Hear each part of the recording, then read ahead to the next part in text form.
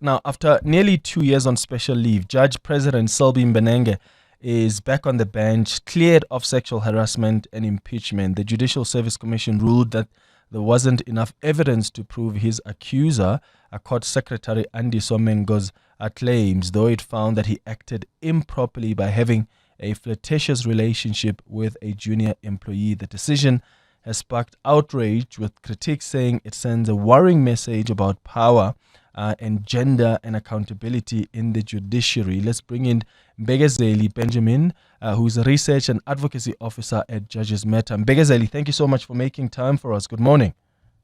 Good morning, Clement, and good morning to the listeners. Thank you. So this ruling, it's now clearing Judge Mbenenge of sexual harassment and impeachment, but found him guilty of misconduct. What does this ruling mean in terms of judicial accountability? Well, I think first and foremost, accountability means that a judge must be subject to the law and the processes of the law. And this is one example, that there were allegations against Judge Mbenenge. He underwent a process where he was cross-examined, the complainant was cross-examined, and the ultimate outcome was that he's not guilty of gross misconduct, but is guilty of a non-impeachable but still serious misconduct. And I should also add here, Clement, that the Judicial Service Commission has not yet made a decision. It is only the tribunal that has made a finding. The process is still underway. The Judicial Service Commission still needs to make a final decision on this, and they might very well disagree with the tribunal and still say that he is guilty of gross misconduct. It has happened in the past, and so at this point, the process is still underway. Okay, so what the next process that follows then is that the report gets submitted to the Judicial Services Commission for that final decision.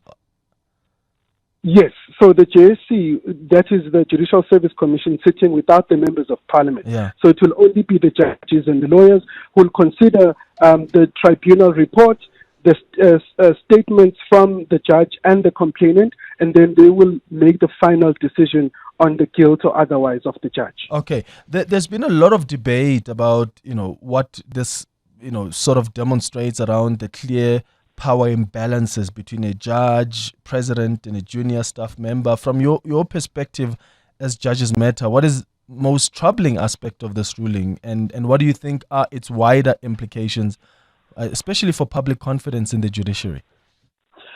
Well, look, I think we're still analyzing the decision and haven't really settled on final outcomes or final implications of the decision. But what we do know is that there was a discussion in the tribunal report about the power dynamics between the complainant and the judge, and they made statements to the effect that those power imbalances did not really factor in this because it seemed as if both parties were active participants. But what is significant, I think, is that the tribunal didn't completely exonerate the judge.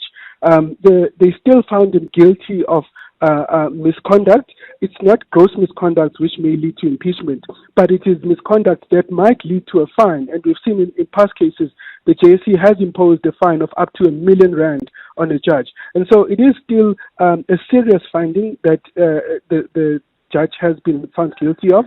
And so that, I think, is something, there's something to be said about that. It is significant. Okay. So does this effectively clears Judge Mbenenge to return to work? Because as you've just clarified, it's more the tribunal that has ruled to this effect, and the Judicial Services Committee still needs to confirm that. So what is his status, like his work status now then?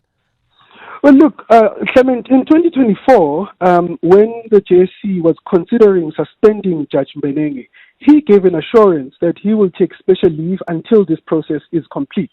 And he became the first judge not to be suspended when he was facing a tribunal, and it was based on that assurance. And so the process is still underway, so it would be premature for him to return to work when he gave an assurance that he will wait until the process is complete. And like I said, the JSC still needs to take a final decision. The tribunal at this stage has only made a finding based on an investigation. The ultimate decision is with the JSC. Okay, got it. Thank you so much for making time for us. And Mbekezeli Benjamin is a research and advocacy officer at Judges Matter. And thank you so much for that clarification around where the process is. So it's not so much that the judicial services committee has found him guilty. That's still a process to follow. So what we're looking at now is the tribunal that has now found him guilty. The Judicial Services Commission is still yet to rule on the matter. So they have to look at what the tribunal has found. And as Mbekezeli says, there has been instances in the past where the Judicial Services Commission sort of comes and overrules or disagrees with the ruling of the tribunal. So let's wait and see how that is going to unfold and what that will mean for Judge Mbenenge in as far as his work status is concerned. Hanging out with Clement on 702. Let's walk the talk.